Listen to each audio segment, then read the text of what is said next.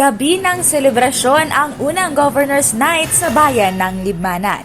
May sayawan at kantahan, handog ng Cultural Department ng Kapitolyo Probinsyal. Special guest sa okasyon ang singer-songwriter na si Janine Teñoso.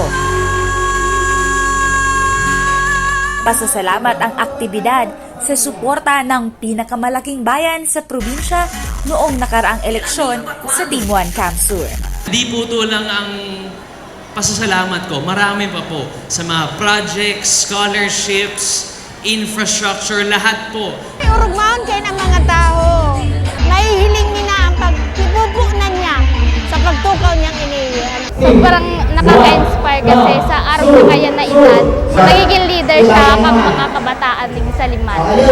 Patikim na rin ang aktibidad sa nalalapit na kapistahan ng kanilang patron na si St. James the Apostle.